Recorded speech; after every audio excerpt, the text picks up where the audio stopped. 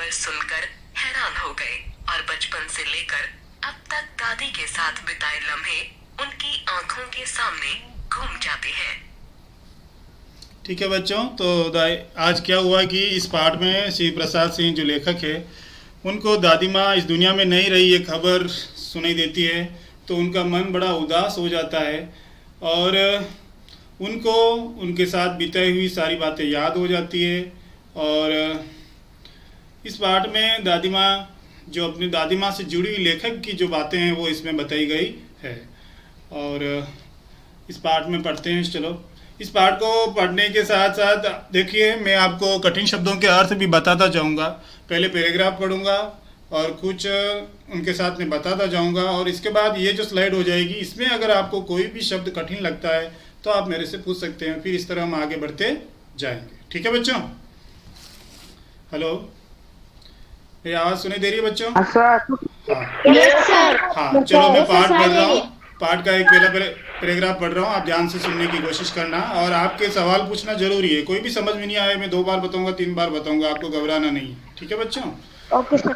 हाँ okay sir. ठीक है। जब मैं पढ़ रहा हूँ तो आपके पास भी अपनी टेक्स्ट बुक होगी, तो उसमें ध्यान से देखना है कि किस शब्द का उच्चारण कैसे करना है और किस लहजे से करना है, किस तरीके से करना है। ठीक है बच्चों? हाँ, तो शुरू करते हैं। ओके। कमजोरी ही है अपनी, पर सच तो यह है कि जरा सी कठिनाई पड़ते बीसों गर्मी बरसात और बसंत देखने के बाद भी मेरा मन सदा नहीं तो प्रायः अनमना सा हो जाता है। मेरे शुभ चिंतक मित्र मुंह पर मुझे प्रसन्न करने के लिए आने वाली छुट्टियों की सूचना देते हैं और पीठ पीछे मुझे कमजोर और जरा सी प्रतिकूलता से घबराने वाला कहकर मेरा मजाक उड़ाते हैं। मैं सोचता हूँ अच्छा अब कभी उन बातों को न सोचूंगा, ठीक है जाने दो, सोचने से होता ही क्या है। पर बरबस मेरी आंखों के सामने शरद की शीत किरणों के समान स्वच्छ शीतल किसी की धुंधली छाया नाच उठती है। बेटा माइक्रोफोन किसका ऑन है? बंद कीजिए, माइक्रोफोन बंद कीजिए बेटा। माइक्रोफोन किसका ऑन है? माइक्रोफोन बंद कीजिए। ओके, बंद कर दिया आपने। और अब अपनी बात को आगे बढ़ाते हैं।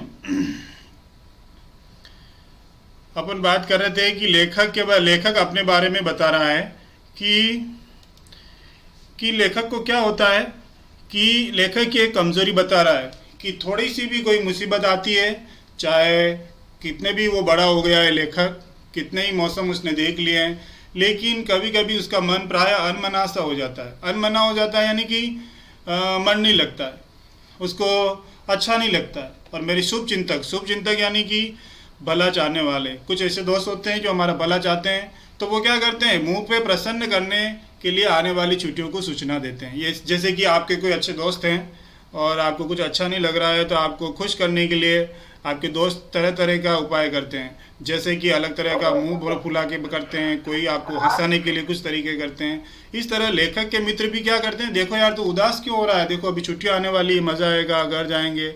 लेकिन उस समय तो दोस्त उसको खुश करते हैं, लेकिन पीठ पीछे मुझे कमज़ोर। और जब लेखक सामने नहीं होता है ना, तब उनकी दोस्त उसके लिए क्या कहते हैं कि जरा सी प्रतिकूलता, यानी कि अपनी इच्छा के अनुसार कोई परिस्थिति नहीं है, कोई अच्छा अपने चाहे जैसा नहीं हो रहा है, तो घबराने वाला कह के मेरा मजाक उड़ाते हैं। लेखक कह रहा है कि मेरे बारे में मित्र जब सामने होते हैं तो क्या कहते हैं, देखो यार तू क्यों टेंशन लेता है, छुट्टी आने वाली है, खुश हो जाएंगे, घर जाएंगे। और जब लेखक सामने नहीं होता है तो पीछे से दोस्त क्या कहते हैं उसको कि ये कुछ नहीं रहे, थोड़ी सी मुसीबत आए और घबरा जाने वाला आदमी है। और मैं सोचता हूँ कि अच्छा अब कभी उन बातों को न सोचूंगा, ठीक है जाने दो, और सोचने से होता भी क्या है।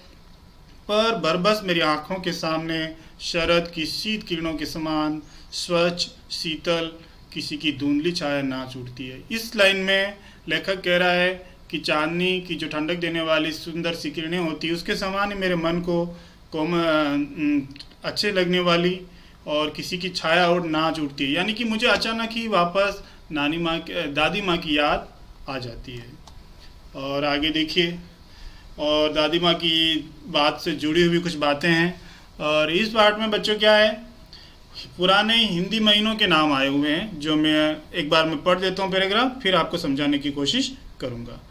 कि मुझे लगता है जैसे क्वार के दिन आ गए हैं, मेरे गांव के चारों ओर पानी ही पानी हिलोरे ले रहा है, और दूर के सिवान से बहकर आई हुई मोथा साई की अधगली घासें, गेहूर और वन प्याज की जड़ें तथा नाना प्रकार की बरसाती घासों के बीज सूरज की गर्मी में खौलते हुए पानी में सड़कर एक विचित्र गंध छोड़ रहे हैं। रास्तों में कीचड़ सूख गया है और गांव के लड़के किनारों पर जाग भरे जलाशयों में धमाके से कूद रहे हैं और अपने अपने मौसम की अपनी अपनी बातें होती है। जैसे आषाढ़ महीने में आम और जामुन न मिले चिंता नहीं, अगन में चिवड़ा और गुड़ न मिले दुख नहीं, और चैत के दिनों में लाई के साथ गुड़ की पट्टी का भी अलग मज़ा होता है। जैसे लेखक ने बताया है कि अभी जैसे कौन सा महीना आ गया, क्वार।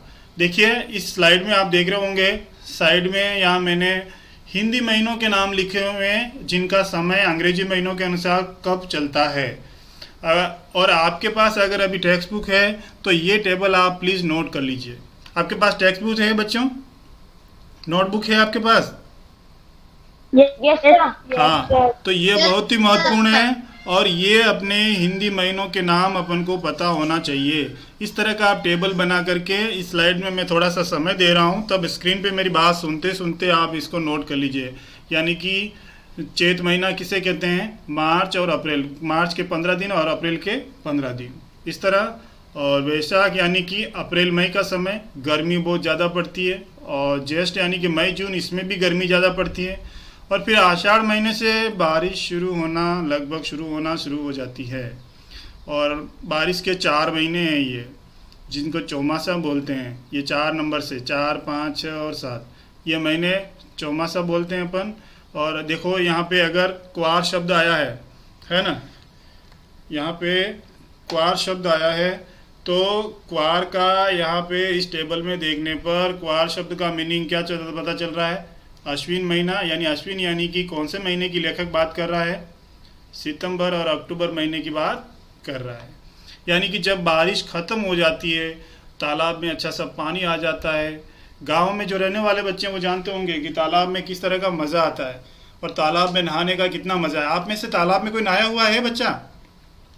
Hello? Yes sir. Yes sir. हाँ, गांव में अपनी मर्जी से देर तक जो थोड़ा नया नया पानी आता है उसमें थोड़ा मिट्टी मटमेलम पानी होता है, लेकिन जब गर्मी पड़ रही होती है और उस समय जो पानी में कूद के नहाने का जो मज़ा होता है उसका अलग ही महत्व होता है ना? बहुत मज़ेदार होता है। Yes sir. तो लेखक को भी अपने बचपन की ये बात याद आ रही है कि आपने कितने बच्चों ने ये टेबल उतारना शुरू कर दिया है? आप केवल लिख करके मुझे बताइए। ओके। क्या सर? ये जो मैंने हिंदी महीनों के नाम लिखे हैं और अंग्रेजी महीनों के नाम लिखे हैं, इस तरह से टेबल उतारना शुरू किया क्या आपने? हाँ सर। Yes sir. क्योंकि ये क्लास तो अभी खत्म हो जाएगी, लेकिन बाद में भी आपको काम पड़ेगा, और कभी कभी आपको इस तरह से ये कोई पूछ जाए तो आपको जानकारी होना ज़रूरी है, इसलिए मैं आपको थोड़ा समय दे रहा हूँ और मेरी बात भी सुनते रहिए। तो लेखक क्या कह रहा है? क्वार के दिन यानी कि कौन सा समय? सितंबर और अक्टूबर का समय। और मेरे गांव के चारों ओर पानी ही पानी। और लेखक बिहार से हैं, और बिहार में जब खूब बारिश होती है तो चारों तरफ तालाबों भर जाते हैं और पानी ही पानी दिखाई देता है। दूर के सीवान, सीवान का मतलब क्या है यहाँ पे? सीवान का मतलब क्या है? सीवान का मतलब यहाँ पे है कि नाला। यानी कि जब नाले से पानी बह के आता है तालाब में, तो नाला से जो पानी बह के आता है ना, तो उसके साथ पानी के साथ ये मोथा, साई की अधगली घासें, गेहूर और वन प्याज, यानी कि जंगल में उगने वाली ये सारी वनस्पति है, इनकी जड़ें और बरसाती घासों के बीज, ये सब उस नाले के पानी के साथ बहते हुए तालाब में आते हैं। और जब ये सारी चीज़ें तालाब के पानी में आ जाती है ना, तो फिर क्या होता है? सूरज की गर्मी में जो गरम गरम पानी होता है खोलता हुआ, यानी कि जो थोड़ा गरम गरम पानी होता है, और तो उसमें क्या होता है, वो ये सारी चीज़ें मिक्स हो जाती है। ये जैसे कि नाले से बह के आई हुई घास, वन प्याज की जड़ें, वन में उगने वाले प्याज की जड़ें, वो ये घासों के बीज, तो एक अलग ही विचित्र यानी कि अलग ही तरह की गंध यानी कि एक महक आती है, खुशबू आती है, मतलब अलग ही खुशबू आती है, सौंधी सौंधी खुशबू के साथ। और लेखक कह रहा है कि मुझे उन दिनों की याद आ रही है कि जैसे सितंबर अक्टूबर के महीने की, तालाब में पानी भरा हुआ है और रास्तों में कीचड़ सूख गया है और गांव के लड़के किनारों पर जाग भरे जलाशयों में धमाके से कूद रहे हैं। वाह! जब लहरें आती है तो आपको पता होगा, जब पानी में समुद्र में या समुद्र के किनारे देखा होगा या तालाब के किनारे भी देखा होगा आपने कि बच्चों जब लहर आती है तो लहरों के कारण किनारे पे झाग हो जाते हैं। आपने समुद्र के किनारे या तालाब के किनारे झाग वाला पानी देखा है बच्चों? Yes sir. हाँ Yes sir. हाँ, तो उसमें धमाके से कूदने का बहुत मज़ा आता है और अपने अपने मौसम की अपनी अपनी बातें होती है। जैसे मैं अभी आपसे पूछूंगा कि आपको गर्मी के मौसम में सबसे अच्छा क्या लगता है? आम और आम आइसक्रीम। खाना, ठीक है, आम खाना। और बताइए, आम आइसक्रीम आम। आम खाने के अलावा और बताइए। आइसक्रीम। आइसक्रीम खाना, ठीक है। वाटरमेलन।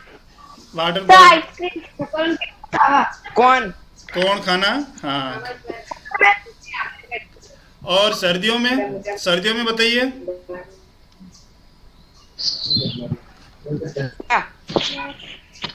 Sir strawberry. हाँ, और सर्दियों में क्या पसंद है आपको? कीवी। हाँ, और बारिश में क्या करना पसंद होता है आपको? जामुन। पकौड़ी। जाम्बू बारिश में कीचड़ में खेलना, नाव चलाना। जाम्बू पकौड़ी। हाँ पकौड़ा। हाँ, पकोड़े खाना, वाह, जाम्बू। ये मक्का।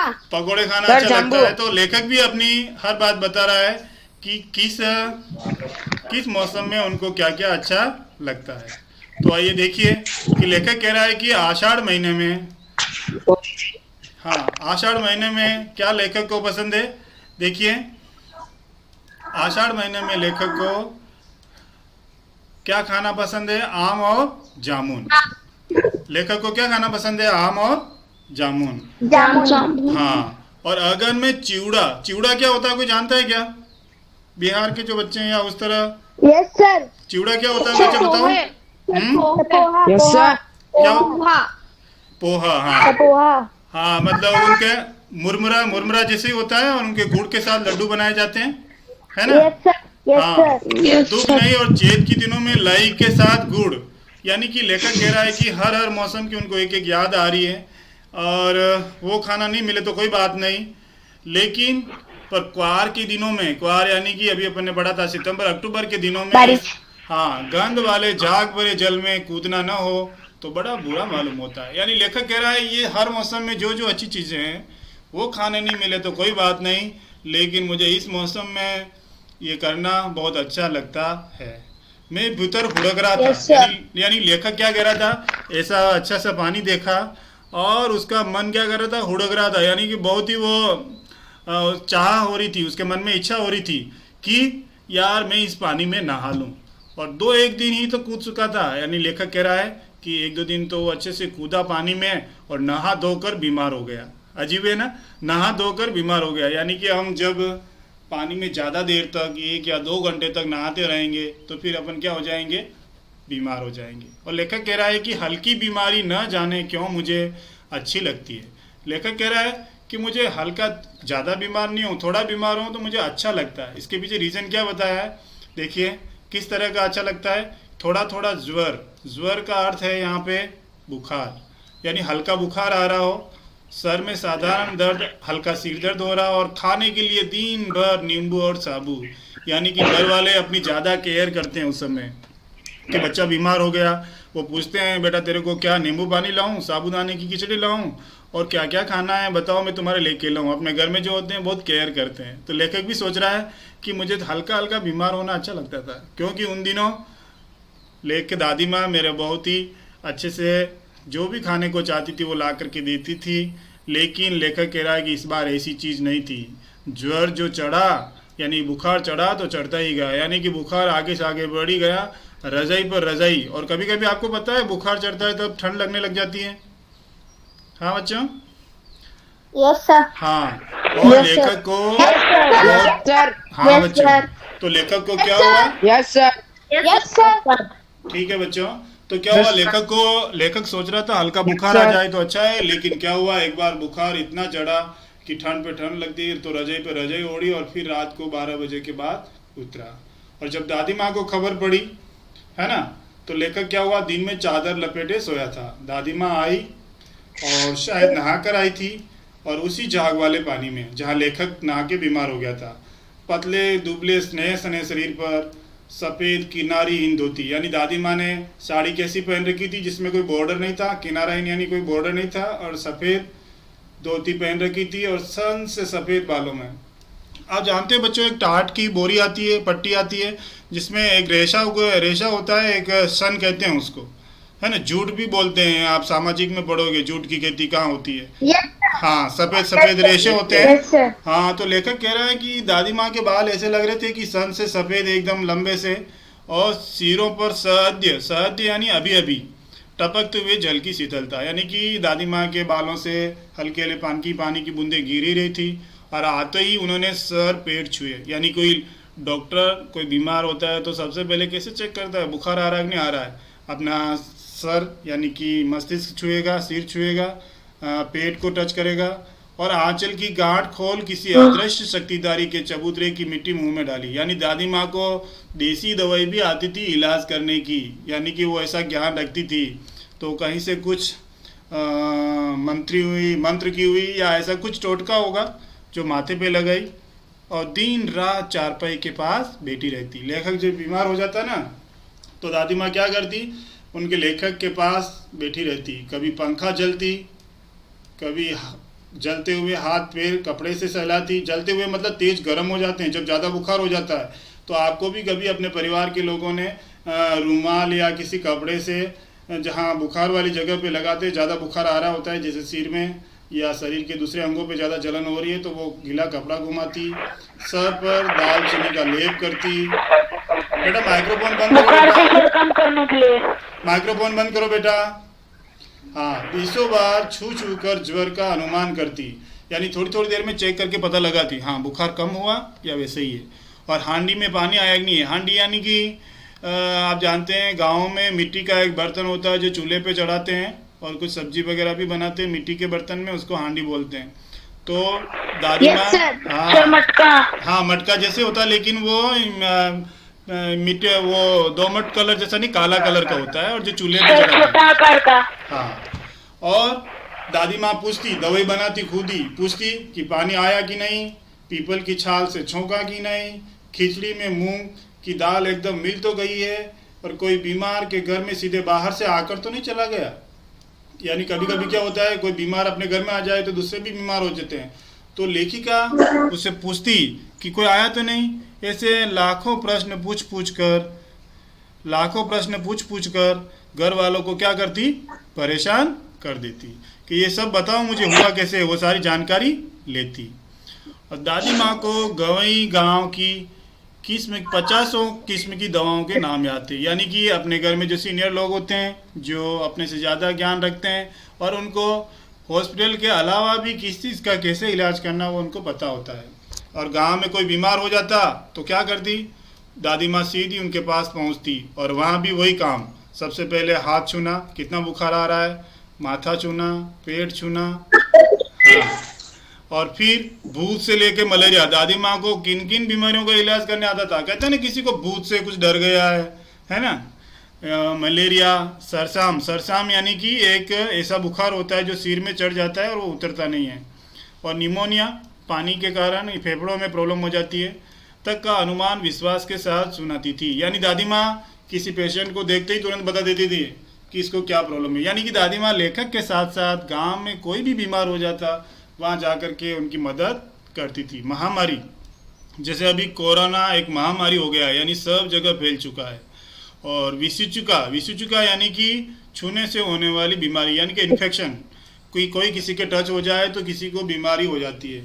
तो इन दिनों में क्या करती थी वो कि रोज़ सवेरे उठकर स्नान के बाद लवंग और गुड़ मिश्रित जलदार गूगल और धूप सफाई कोई उनसे सीख ले। यानी कि दादी माँ क्या करती थी, काढ़ा बनाती है। हाँ, काढ़ा, जैसे कि आजकल कोरोना के इलाज के लिए कोई देसी दवाई में कोई काढ़ा बना रहा है, तो इस तरह वो अच्छे से। हाँ जी, गूगल का मतलब क्या होता है? गूगल का मतलब बेटा एक इस तरह की चीज होती है जिनको ये राख पे या इस पे रख करके उसका धुआं किया जाता है, जिससे वातावरण शुद्ध होता है, जैसे पूजा में काम आता है। अगर आप मम्मी पापा से पूछोगे ना गूगल, ये अपना वो गूगल नहीं, नेट पे सर्च करते हैं, गूगल है ना।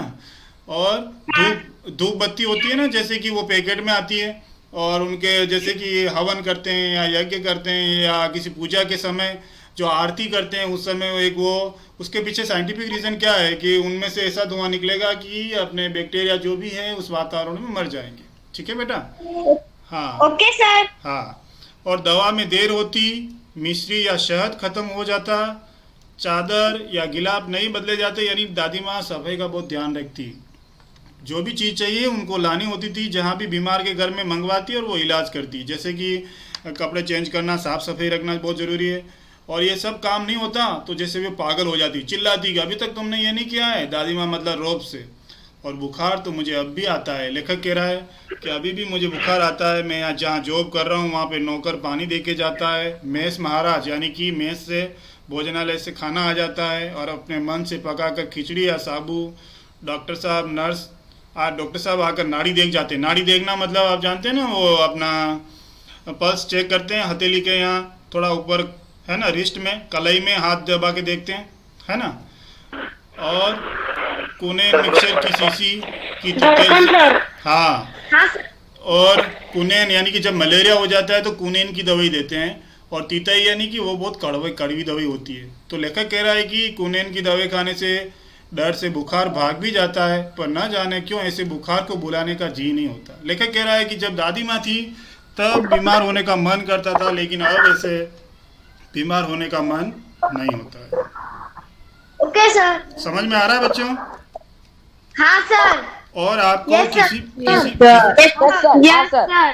ठीक है बच्चों, हाँ सर। ओके। बोल के आपको माइक्रोफोन बंद कर दीजिए। और किसी भी प्रश्न का सवाल पूछना, किसी भी वर्ड का, तो आप पूछ सकते हैं और मैं थोड़ा रुक जाऊंगा और आपका आंसर दूंगा। और आंसर पूछ के आप अपना माइक्रोफोन बंद करना है, ठीक है?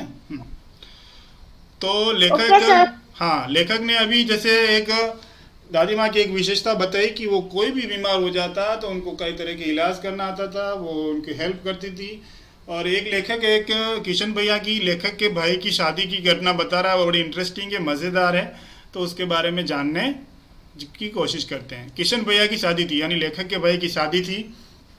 और दादी माँ के उत्साह और आनंद का क्या ठिकाना। यानी जो बुजुर्ग लोग होते हैं ना, वो शादियों में बड़ा मस्त रहते हैं। हाँ, उनको बड़ा मज़ा आता है। और दिन भर गायब रहती, सारा घर जैसे उन्होंने सिर पर उठा लिया हो, यानी कि सारी तैयारियों करने का काम करती। और पड़ोसी ने आती और बहुत बुलाने पे दादी माँ आती। जब दादी माँ ऐसे नहीं एंट्री कर लेती, जब बहुत सारे लोग गरज करते, रेस्पेक्ट करते, आदर करते, तब वो दादी माँ आती। और दादी माँ आगे स्टाइल मारती, क्या कहती? बहन बुरा न मानना, कार प्रयोजन का काम का घर ठहरा। यानी कि कार प्रयोजन यानी कि काम का उद्देश्य। अरे मैं नहीं आऊँ ना, एक काम अपने हाथ से ना करूँ तो होने वाला ही नहीं। और दादी माँ जानने को ये सब जब भी जानते थे कि दादी माँ कुछ नहीं करती, पर दादी माँ की वहाँ प्रेजेंट होना, उपस्थित होना बहुत ज़रूरी था।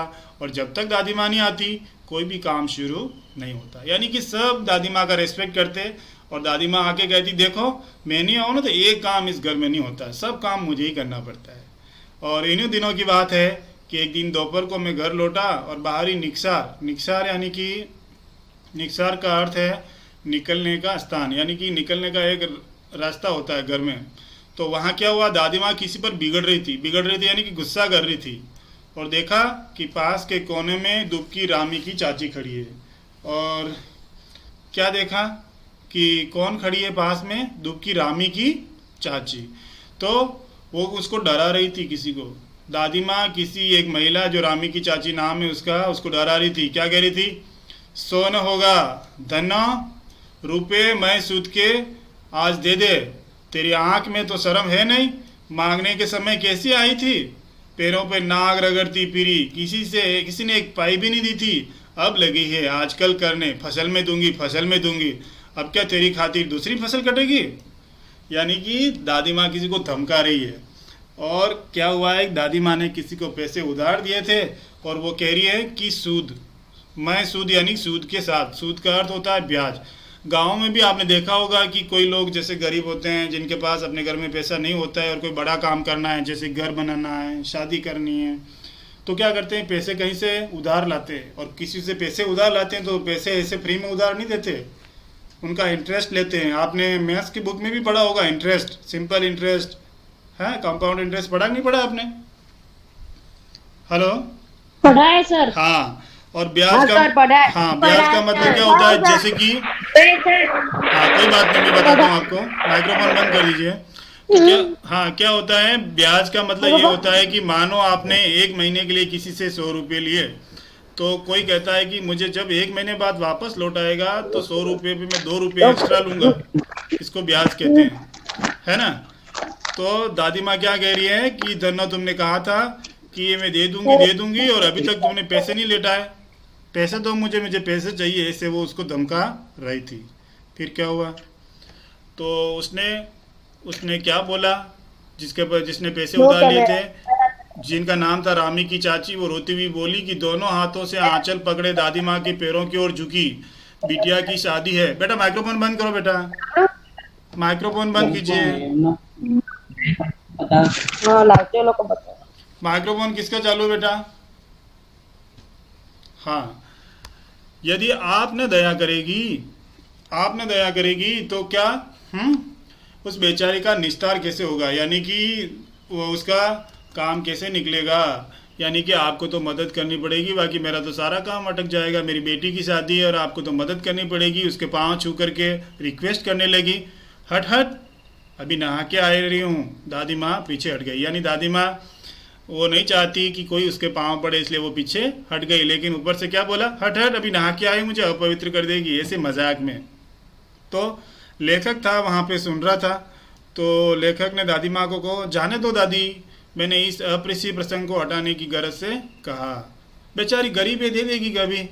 तो दादी माँ के बीच में लेखक बोल गया, तो दादी माँ उसको क्या बोलने लगी, चला है समझाने, तू तेरा काम कर, मैं देख लूँगी मेरा काम। यानी लेखक को इस तरह उन्होंने चुप कर दिया। तो अभी आपको देख रहा होगा कि ऐसा लग रहा होगा कि दादी बहुत स्ट्रिक्ट है, हाँ, दादी बहुत कड़क है और वो किसी को माफ़ नहीं करती है। लेकिन देखिए अब आगे से क्या बताया पाठ में कि मैं चुपके से आंगन की ओर चला गया, कई दिन बीत गए, मैं इस प्रसंग को एकदम भूल सा गया, और एक दिन रास्ते में रामी की चाची मिली। लेखक को जिस महिला ने पैसे उधार लिए थे वो मिली, और वह दादी को पूतो फलो दूधो नहाओ, यानी कि हमेशा लाइफ में आगे प्रोग्रेस करो, उन्नति करो, इस तरह का आशीर्वाद दादी को लिए कह रही थी। वो कौन? वही रामी की चाची। मैंने पूछा क्या बात है धन्नो चाची? उसे विवल होकर कहा, उरीन हो गई बेटा, यानी कि मैं ऋण से मुक्त हो गई, जो पैसा उधार लिया वो चुकता हो गया, भगवान भला करे हमारी मालकिन का, यानी दादी माँ का। कल ही आई थी, पीछे का सभी रुपया छोड़ दिया, और ऊपर से, हाँ जी, हेलो, और ऊपर से 10 रुपये का नोट देकर बोली, देखना धन्नो, तेरी जैसी बेटी वैसी मेरी, 10-5 के लिए हंसा ही न हो, देवता है बेटा देवता। तो क्या हुआ बच्चों, इस पैराग्राफ में ये बताया है कि दादी माँ उस दिन तो धमका रही थी, लेकिन जब उसको पता चला कि उसकी बेटी की शादी है तो पुराना पैसा दिया था वो भी माफ़ कर दिया, और थोड़ा और दे के आई कि कोई बात नहीं, तू रहने देना, मुझे पैसे की ज़रूरत नहीं है, और तुम्हारी बेटी की शादी अच्छी होनी चाहिए, जिस तरह तुम्हारी बेटी है उस तरह मेरी भी बेटी है, मुझे पैसे की ऐसा कुछ नहीं है। मतलब दादी ऊपर से तो थोड़ा कड़क लगती थी, लेकिन अंदर से मुलायम थी, वो हर संभव मदद करने की कोशिश करती थी। तो लेखक कह रहा है उस रोज़ तो बहुत डांट रही थी। मैंने पूछा तो वो धन्नो की चाची बोली कि वह तो बड़ों लोगों का काम है बाबू, रुपया देकर डांटे भी नहीं तो क्या लाभ। मैं मन ही मन इस तर्क पर हंसता हुआ आगे बढ़ गया। यानी कि दादी ऐसे ही डांटती रहती है, लेकिन मन से अच्छी है और उन्होंने हमारा भलाई की। और अभी आपने ये घटना देखी, एक घटना और देखते हैं। उनके किशन भैया की शादी के दिनों की बात है, और विवाह के 4-5 रोज पहले से ही औरतें रात रात भर गीत गाती। क्या आपके यहाँ भी ऐसा होता है कि शादी के 2-4 दिन या 10 दिन या 8 दिन पहले से गाने गाते हैं? और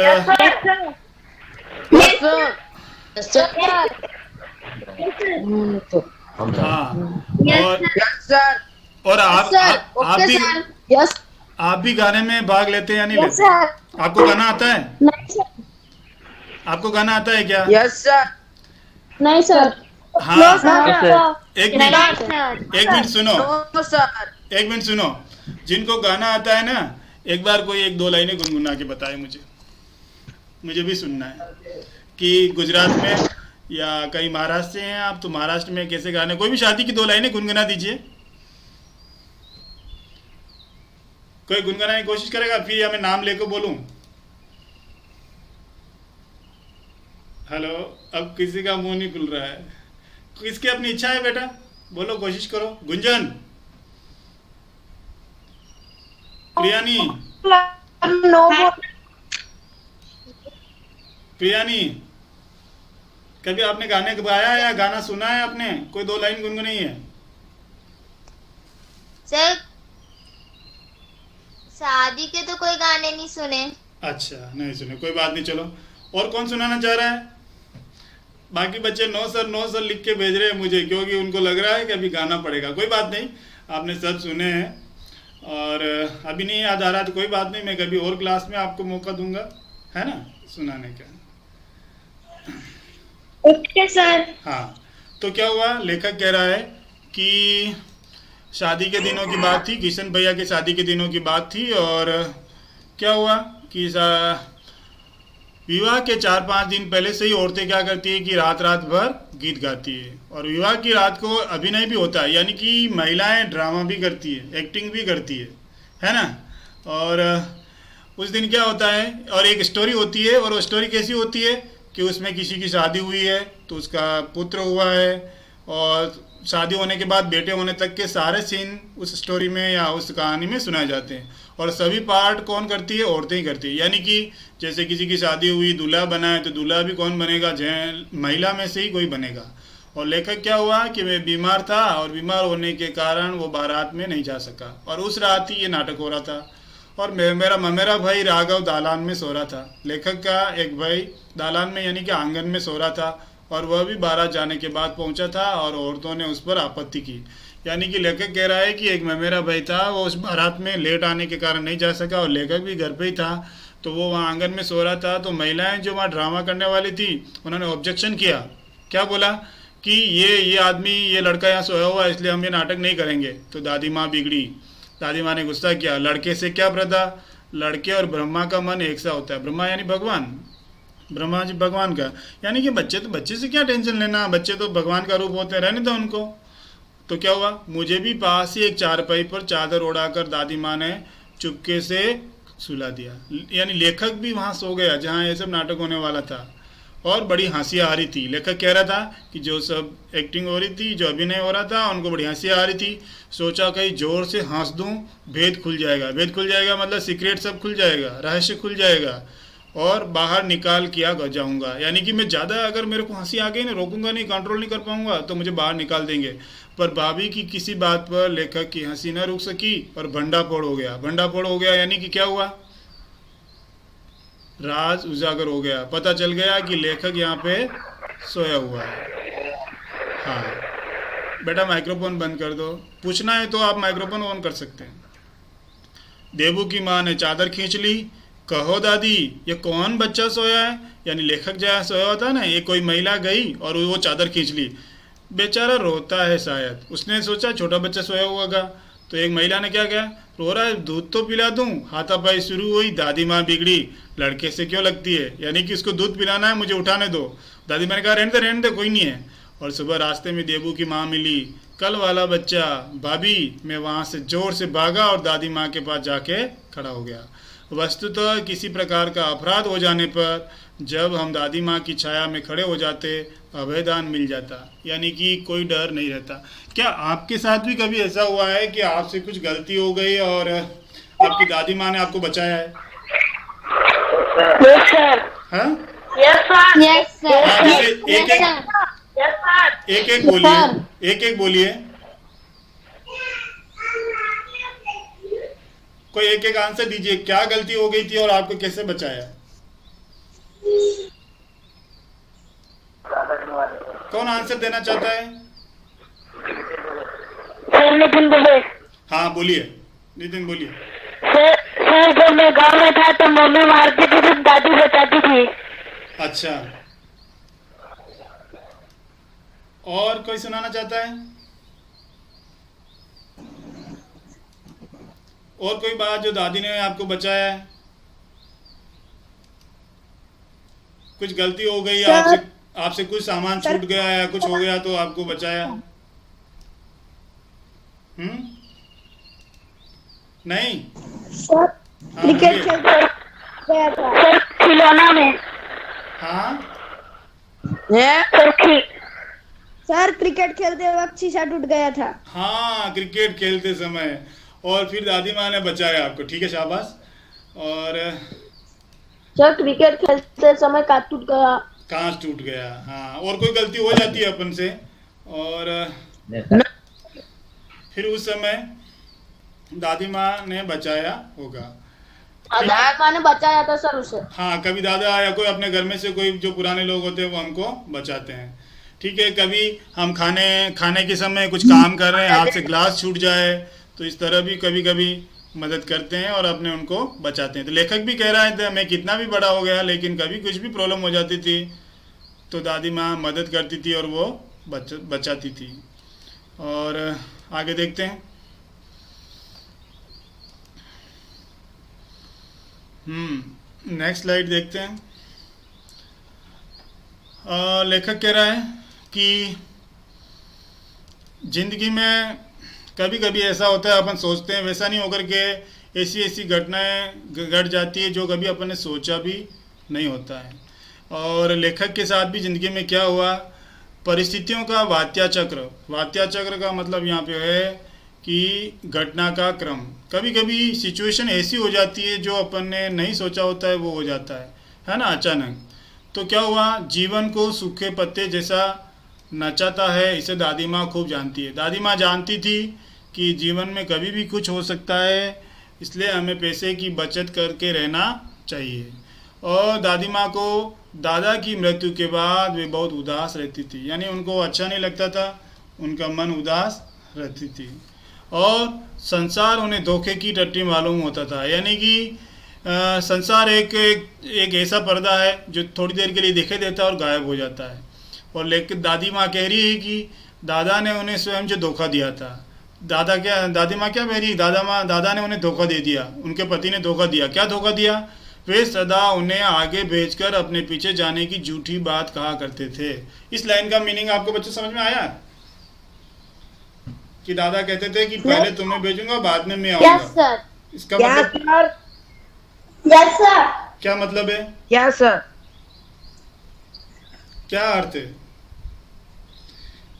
इसका? अर्थ यह है कि दादा कहते थे कि तुम इस दुनिया से पहले चली जाओगी, यानी कि तुम दुनिया छोड़ के चली जाओगी, फिर मेरी मौत होगी, फिर मैं पीछे पीछे आऊँगा। लेकिन यहाँ पे उल्टा हो गया, दादा पहले इस दुनिया को छोड़ के चले गए, उनका स्वर्गवास हो गया, उनका देहांत हो गया और दो दादी माँ रह गई। बेटा माइक्रोफोन बंद कर देना। दादा की मृत्यु के बाद जब कुकुरमुत्ते की तरह बढ़ने वाले, कुकुरमुत्ते यानी कि इसको क्या कहते हैं, आप बारिश के दिनों में जानते हैं आप, मशरूम की तरह वो छतरियां जैसा उग जाता है बारिश के दिनों में। बच्चा आपने देखा है सूखी लकड़ी पे या इस तरह मशरूम की तरह उगने वाला? हेलो, हाँ सर। हाँ, वो जंगल में ऐसे ही जहाँ पे फंगस के कारण उगता है। तो लेखक के दादा की मृत्यु हो गई तो लेखक के ऐसे दोस्त थे कि हाँ, जो अपने आप ही बन गए, और मुंह में राम बगल में छुरी। ओहो, दोस्त ऐसे थे, ऊपर से बोलते तो मीठा मीठा राम राम राम राम इस तरह, और बगल में यानी कि साइड में छुरी, यानी जब मौका मिले तब नुकसान कर देना, किसी को मार देना। तो दादी माँ कह रही है कि लेखक के दोस्त ऐसे थे कि बिना मतलब के बारिश होती ही जैसे कुकुरमुत्ते यानी कि वो मशरूम उग जाते हैं, इस तरह अपने आप ही आ जाए सिचुएशन देख करके। आपने भी देखा होगा कि जब आप हाउस में होते हैं और जैसे स्कूल में थे तब आपके पास कुछ खाने पीने की चीज़ें होती है तो अचानक से नए नए दोस्त आते हैं, मीठे मीठे बोलते हैं, होता है नहीं होता ऐसा? हेलो, हाँ हाँ, जब लगता है कि अपने पास पैसा है या कुछ खाने पीने की चीज़ें तो नए दोस्त अपने आप बन जाते हैं, यानी अपना फ़ायदा उठाने के लिए। तो लेकिन दादी माँ के साथ जो लेखक थे, दादी माँ का जो बेटा था, उनके साथ भी ऐसा ही हुआ। और उनकी शुभ चिंता ने स्थिति और डामाडोल कर दी, यानी कि वो भला दिखाने की कोशिश में भला करेंगे इस चक्कर से घर की हालत ख़राब कर दी। और दादा के श्राद्ध का मतलब क्या होता है बच्चों? श्राद्ध का मतलब होता है कभी किसी का देहांत हो जाता है, उसके बाद उस आत्मा को शांति के लिए कुछ खाना खिलाते हैं। हर जगह अलग अलग रिवाज है। और कहीं आपने देखा होगा कि किसी की मृत्यु के बाद उसकी आत्मा को मिले ऐसा सोच करके खुश करने के लिए खाना खिलाते हैं, बहुत खर्चा करते हैं। और कहीं पूजा भी करते हैं नदी किनारे जा करके। कभी आपने देखा क्या श्राद्ध करते हुए? Yes sir. हाँ, जिस किसी कोई बात नहीं, हालांकि हिंदू धर्म में यस सर, देखा। हाँ, हिंदू धर्म में किसी जातियों में ऐसा करते हैं। और आज बच्चों अपना ही क्लास है ना, ये दूसरा वाला क्लास भी अपना ही है। तो आप और पढ़ना चाहोगे कंटिन्यू या थक गए आज? तो पढ़ना चाहेंगे। हाँ, पढ़ना चाहेंगे। ठीक है बच्चों, ये कहानी अपन आज पूरी कर देते हैं, मैं सोच रहा था, क्योंकि आज अपना ठीक है तो पूरा कर दो। हाँ, तो कंटिन्यू रखते हैं। और आप अपना माइक्रोफोन बच्चों बंद कर देना कॉल करके, प्लीज माइक्रोफोन बंद कर दीजिए। किसका खुला है माइक्रोफोन? ओके। तो क्या हुआ कि दादी माँ के श्राद्ध में दादी माँ के मना करने पर भी पिताजी ने जो अतुल संपत्ति व्यय की वह घर की तो थी नहीं, यानी कि लेखक कह रहा है कि बहुत सारा पैसा खर्च कर दिया अतुल, यानी कि बहुत अधिक, यहाँ पे गलत प्रिंट हो गया है, बहुत अधिक यानी कि बहुत ज़्यादा पैसा खर्च कर दिया था, है ना। और यहाँ पे बहुत होना चाहिए था, गलत हो गया मेरे से। और कोई बात नहीं, आप समझ गए। और मैं लिखने की कोशिश कर रहा हूँ, बहुत अधिक, ठीक है। तो क्या हुआ, घर की तो थी नहीं, यानी कि श्राद्ध में उस खाने में बहुत सारा पैसा खर्च करना पड़ा, तो पैसा उधार हो गया और दूसरों की जगह से मांग के लाना पड़ा। और दादी माँ अक्सर उदास रहा करती थी। दादा की मृत्यु के बाद दादी माँ को अच्छा नहीं लगता था। माघ के दिन थे, मैंने आपको वो टेबल लिखाया था, कोई बच्चा उस टेबल में देख के मुझे बता सकता है कि अंग्रेजी महीनों के अनुसार कौन सा समय रहा होगा? माघ महीना मतलब कौन सा समय? आप में से कोई बताना चाहेगा? क्या सर? माघ महीने का मतलब हिंदी महीनों के अनुसार कौन सा महीना होता है बताइए? अंग्रेजी महीनों के अनुसार कौन से महीने की बात कर रहे होगा लेखक? जनवरी। हाँ, जब बहुत ज्यादा ठंड पड़ती है, जनवरी फरवरी के आसपास का समय। और कड़ाके जनवरी, शाबाश। और हाँ हाँ, सही है। तो कड़ाके का जाड़ा था। आप जानते हैं दिसंबर जनवरी में बहुत ज़्यादा ठंड पड़ती है और पछुआ का सन्नाटा, यानी उस समय हवाएं भी बहुत चलती है पश्चिम दिशा की ओर से, और पाले की शीत, यानी कि जब ज़्यादा टेम्परेचर 0 डिग्री के आसपास चला जाता है, जीरो से नीचे चला जाता है, तो उस समय कहते हैं पाला पड़ रहा है। और उस समय पेड़ की पत्तियां पीली पीली पड़ जाती है। तो ऐसी ठंड पड़ रही थी, उन दिनों की बात है। और शाम को मैंने देखा कि दादी माँ गीली धोती पहने, यानी नहा के आई होगी, और कोने वाले घर में एक संदूक पर दिया जलाए हाथ जोड़कर बैठी है। देखा कि नहा के आई है, कपड़े भी चेंज नहीं किए, और वो क्या कर रही है कि हाँ, दिया जला करके। बेटा माइक्रोफोन बंद कर देना। उनकी स्नेह कातर आंखों से मैंने आंसू कभी नहीं देखे थे। और बहुत उस दिन लेखक दादी माँ की आंखों से आंसू आ रहे थे। मैं बहुत देर तक मन मारे उनके पास बैठा रहा कि दादी माँ कुछ बोले। जब वो आंखें बंद थी, दादी माँ ने आंखें खोली, तब लेखक से कहा दादी माँ ने, क्या रे तू यहाँ क्यों बैठा है? दादी माँ ने जब देखा तो कि दादी माँ एक बात पूछूं, बताओगी ना? मैं उनकी स्नेहपूर्ण आंखों की ओर देखा कि दादी माँ एक बात पूछूं, आप बताओगे क्या? क्या पूछा? तो दादी माँ ने कहा, क्या है पूछ। तुम रोती थी। लेखक ने कहा, तुम रो रही थी, तुम्हारी आंखों से आंसू क्यों आ रहे थे? दादी माँ मुस्कुराई, पागल तूने अभी खाना भी नहीं खाया ना, चल चल। यानी दादी माँ ने बात को टाल दी, है ना, और सही सही बात नहीं बताई। धोती तो बदल लो दादी माँ, मैंने कहा। तो दादी माँ ने क्या बोला, मुझे सर्दी गर्मी नहीं लगती बेटा। वे मुझे खींचती हुई रसोई में ले गई। सुबह मैंने देखा कि चारपाई पर बैठे पिताजी और किशन भैया मन मारे कुछ सोच रहे हैं, और दूसरा चारा ही क्या है, मतलब दूसरा उपाय क्या है। बातें चल रही थी किशन भैया और पिताजी के बारे में। पिताजी बात कर रहे थे लेखक के, और बोले हाँ रुपया कोई देता नहीं, कितने के तो अभी पिछले भी बाकी है। वे रोने रोने से हो गए, यानी कि श्राद्ध करने से बहुत सारा पैसा उधार हो गया और वो वापस चुकाने और कोई पैसा देने को तैयार नहीं है। ऐसी सिचुएशन को, ऐसी हालत को दादी माँ ने सुन लिया था, देख लिया था, जिसलिए वो उदास थी। तो दादी माँ ने क्या किया, रोता क्यों है रे?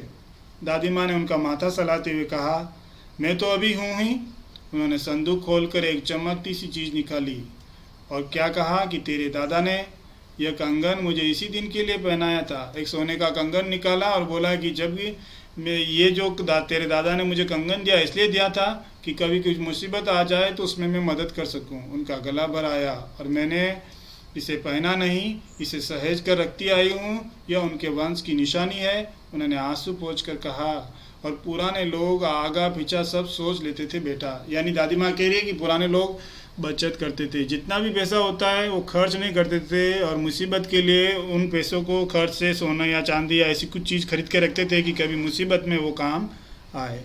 तो वो कंगन था। कंगन दादी माँ ने उनकी मदद के लिए लेखक और लेखक के पिता को देना चाहा कि ये अभी पैसे उधार कोई नहीं दे रहा है तो कम से कम ये ले लो और अपना काम चलाओ और दुखी मत हो। और उस दिन लेखक को ऐसा लगा कि दादी माँ शाप भ्रष्ट देवी, यानी कि शाप के कारण, आप जानते हैं कि किसी को शाप दे देता है तो जन्म लेना पड़ता है। स्वर्ग में ऐसी बातें कहते हैं कि कोई स्वर्ग में गलत काम करता है, देवी है या देवता है, तो उनको पृथ्वी पे जन्म लेता है। तो दादी माँ इतनी अच्छे स्वभाव की है, लेकिन हो सकता है किसी मुश्किल के कारण वो एक देवी ही है जो यहाँ पृथ्वी पे जन्म लिया है, और उसकी धुंधली छाया विलीन हो गई मतलब गायब हो गई। लेखक को अभी ये बहुत सारी बातें याद आ रही है। कौन कौन सी दादी माँ से जुड़ी हुई, जैसे कि वो दादी माँ से जुड़ी एक बात तो यह है कि वो जब बीमार होता था तब वाली बात, वो किशन भैया की शादी की बात, धनों की बात, ये सारी बातें। और लेखक ने देखा कि दिन काफ़ी चढ़ आया है और पास के लंबे खजूर के पेड़ के उससे उड़कर एक कौवा अपनी घिनौनी, यानी बहुत नफरत करते हैं ऐसी घटिया काली पंखे फैलाकर मेरी खिड़की पर बैठ गया, और हाथ में अब भी किशन भैया का पत्र काँप रहा है। यानी शिव प्रसाद सिंह जी को किशन भैया ने पत्र लिखा है और लेखक उसको पढ़ रहा है। और किशन भैया ने क्या लिखा है कि दादी माँ इस दुनिया में नहीं है।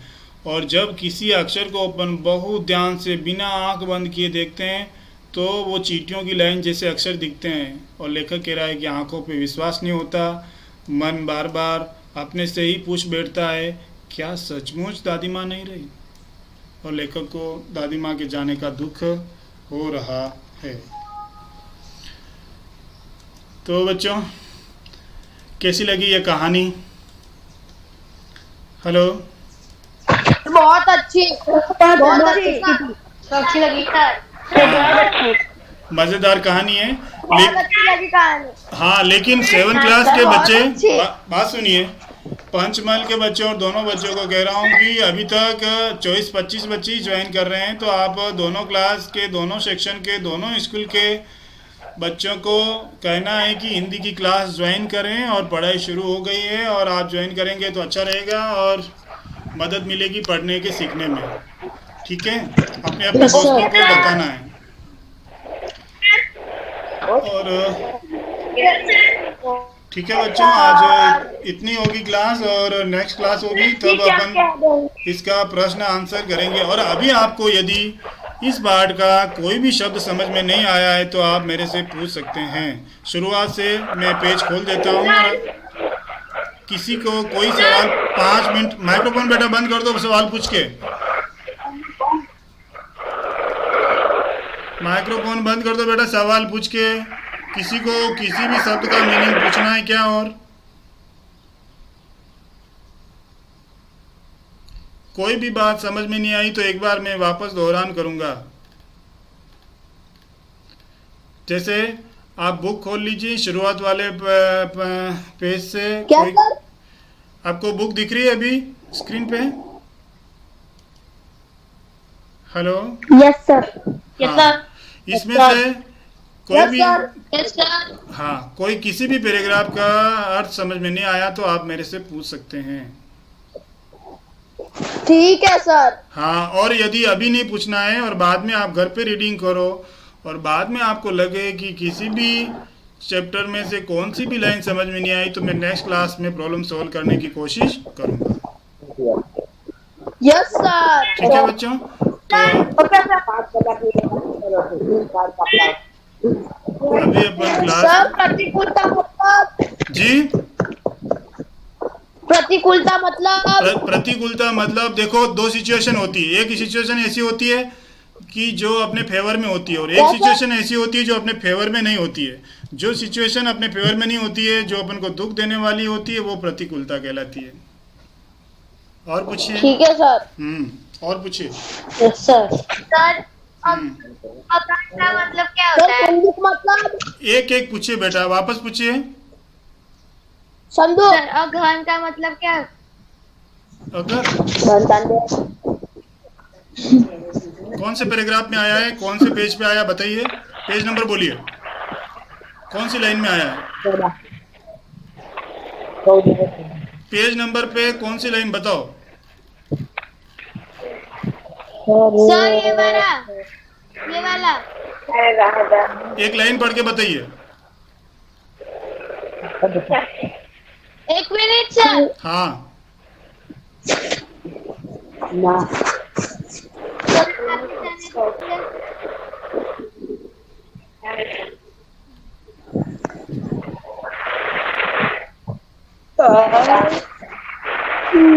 थोड़ा आगे सर।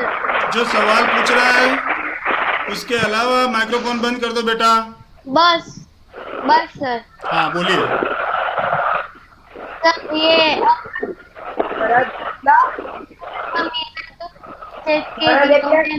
के साथ बेटा जो पहली बात बताइए, सवाल कौन पूछ रहा है, उसके अलावा कोई नाम बताओ अपना जो सवाल पूछ रहा है।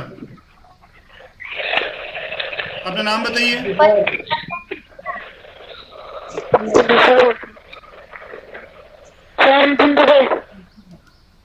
हाँ आप बताइए।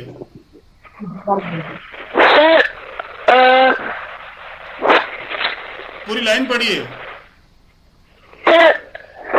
महामारी और विसूचिका के दोनों में रोज सवेरे उठकर स्नान के बाद लौंग और गुड़ मिश्रित जलसार मतलब?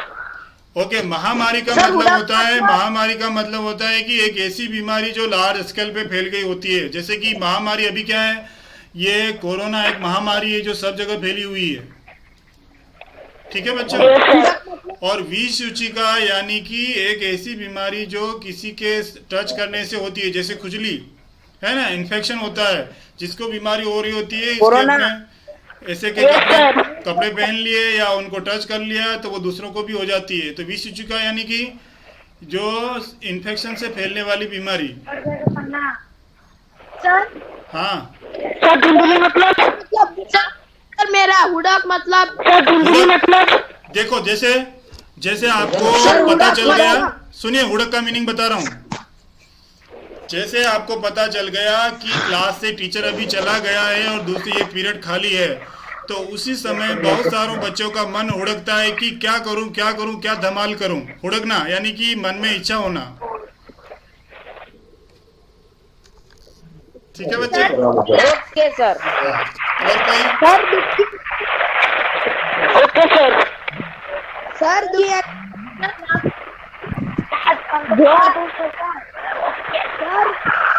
आवाज क्लियर नहीं आ रही और बहुत सारों का माइक्रोफोन चालू सर है। विलीन मतलब गायब होना। विलीन मतलब गायब होना। नहीं बोल मुला पूछ। हेलो हाँ बोलिए। कौन कर रहा है? अपना नाम बताओ जो सवाल पूछ रहा विलीन है। मतलब सर? विलीन मतलब गायब होना।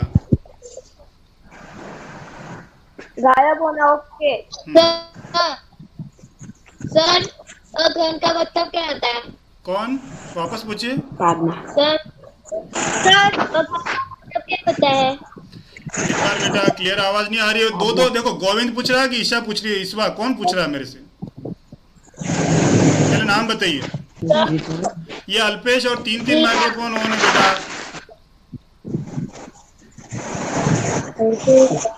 ये गोविंद भाई कुछ लिखा है, ये इनको पूछना है। कौन पूछना है बताओ, नाम बताओ पहले अपना।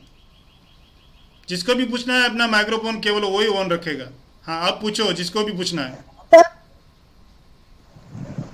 सर विषुचिका यानी विषुचिका यानी कि इन्फेक्शन से फैलने वाली बीमारी, किसी को स्पर्श करने से छूत की बीमारी, ठीक है, किसी को टच करने से जैसे खुजली वगैरह होती है। और तीताई तीताई मतलब कड़वा, कड़वी दवाई होती है ना, वो बहुत ही एक अलग ही टेस्ट होता है। कड़वी भी नहीं, वो जी घबराता है जिस दवाई को लेते ही।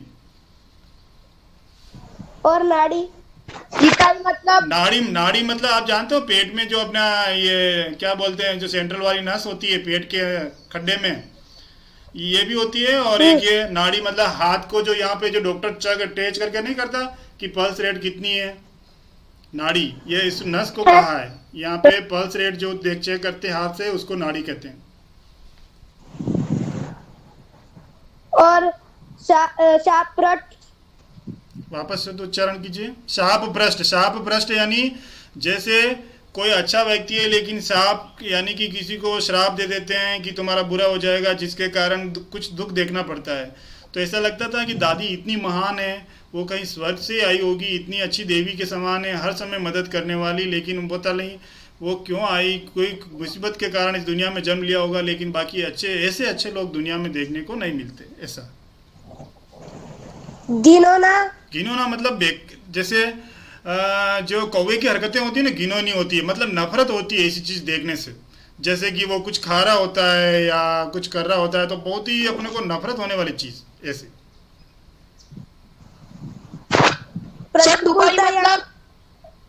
मतलब वापस बोलिए सर। डुबकी मतलब पानी के अंदर जो देखो पूरा अपनी बॉडी छुप जाती है और वापस निकलते, डुबकी लगाना।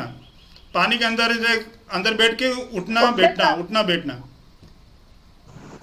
तालाब में। सर मतलब हेलो सर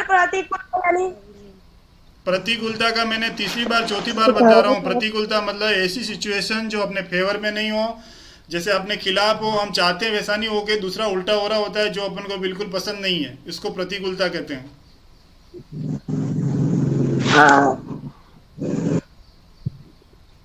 सर श्राद्ध मतलब किसी की डेथ हो जाती है, उसके बाद उसकी आत्मा को शांति के लिए किसी किसी धर्म में, किसी किसी जातियों में रिवाज होता है कि खाना बनाते हैं, पंडितों को खिलाते हैं, काम वालों को खिलाते हैं, इस तरह का जो कर्म करते हैं, पूजा पाठ करवाते हैं, उसमें पैसा खर्च होता है। जो ऐसा काम होता है उसको श्राद्ध कर्म कहते हैं। जी सर सूद मतलब ब्याज, इंटरेस्ट। किसी पैसे को उधार देते हैं, उसके बदले एक्स्ट्रा पैसा लेते हैं, उसको सूद कहते हैं। सर अगन मतलब मैंने वो महीनों के नाम बताए, आप उस टेबल में देख के बताइए कि कौन सा महीना होगा अंग्रेजी महीनों के हिसाब से। एक महीने का नाम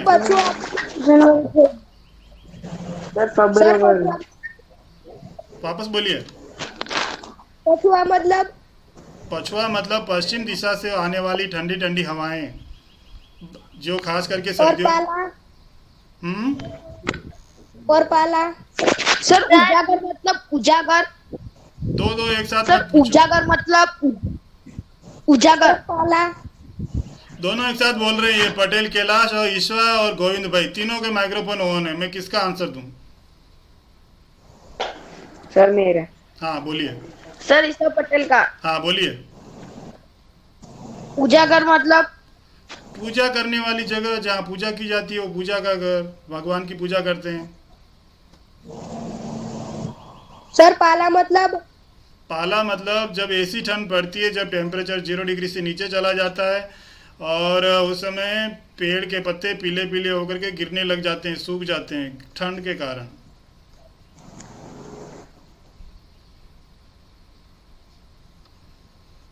ठीक है बच्चों, मैंने बहुत सारे डाउट क्लियर करने की कोशिश की और जब अपनी नेक्स्ट क्लास होगी तो इस जी सर बोलिए। अभयदान अभयदान, सर अभयदान हाँ, अभयदान 2 शब्द से बना है, अभय प्लस दान, जिससे कोई डर नहीं लगे ऐसा दान, यानी कि विद्यादान होता है। लेकिन किसी के पास जाने के बाद आपका सारा डर खत्म हो जाता है, अभयदान।